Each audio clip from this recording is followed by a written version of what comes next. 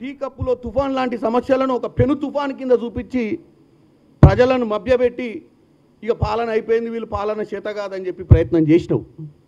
ఇలా మా ముఖ్యమంత్రి రేవంత్ రెడ్డి గారు అందరినీ సమన్వయం చేయగలిగిండు.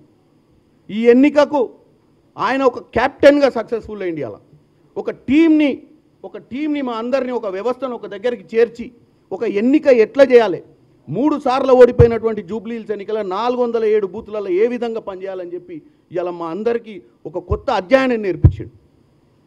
మేము కూడా చాలా నేర్చుకున్నాం ఈ ఎన్నికలలో.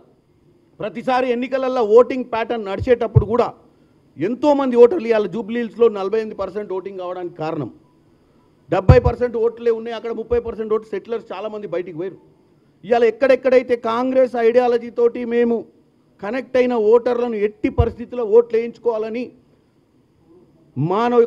మా యొక్క బూత్ కమిటీ సభ్యులు ఆ యొక్క బూత్కు సంబంధించినటువంటి బూత్ కమిటీ సభ్యులే ఒక్కొక్కరు 50-60 ఓట్లను పంచుకొని వాళ్ళు ఇంటింటికి పోయి దండం పెట్టి మీరు కాంగ్రెస్ పాలనను మీరు మెచ్చిర్రు మాతో చెప్పిర్రు, ఇప్పుడు వచ్చి మీరు ఓటేయకపోతే ఇది తప్పుడు సంకేతం పోద్దని చెప్పి బూత్ మేనేజ్మెంట్ చేసిర్రో దాన్ని మేము ఈరోజు బూత్ కమిటీ సభ్యులందరినీ ఈ నియోజకవర్గంలో ఉన్నటువంటి బూత్ సభ్యులందరినీ కూడా నేను ఇలా మనస్ఫూర్తిగా కాంగ్రెస్ పార్టీ తరఫున అభినందిస్తున్నా.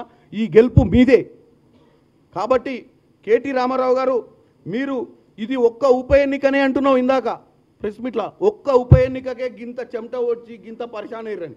ఒక్క ఉప ఎన్నిక కాదు కేటీఆర్ గారు, గతంలో 3వ స్థానంలో వచ్చిర్రు మీరు కంటోన్మెంట్లా, అంతకుముందు గుండు సున్నా వచ్చింది పార్లమెంట్లా, అంతకుముందు 23లో మిమ్మల్ని ఫామ్ హౌస్కి తరలి పంపిర్రు, ఇంకా కూడా మీరు నమ్మట్లేరు. ఇప్పుడు ఎక్కడో వెస్ట్ బెంగాల్లో ఏదో రాయికి జరిగినటువంటి జడ్జిమెంట్ గురించి చెప్తున్నావు పతివత మాటలు. అసలు ఈ యొక్క సంస్కారం మొదలైందే మీ దగ్గర నుంచి. ప్రజాస్వామ్యం ఉండొద్దని, కాంగ్రెస్ పార్టీ ఉండొద్దని, ఏ పార్టీ ఉండొద్దని, తెలుగుదేశం పార్టీలో గెలిచిన వాళ్ళు ఉండొద్దని, అన్ని పార్టీలను అసెంబ్లీకి రానియొద్దని, అసెంబ్లీలో ఏకపాత్రాభినయమే చేయాలని కోరికతోటి మీరు ఈ రాష్ట్రాన్ని దోచుకోగలిగారు. ఆ రోజే కనుక ప్రజాస్వామ్యంలో అపోజిషన్ కరెక్ట్గా ఉంటే ఈరోజు మేము 38 మంది మీరు అపోజిషన్లో ఉర్రు.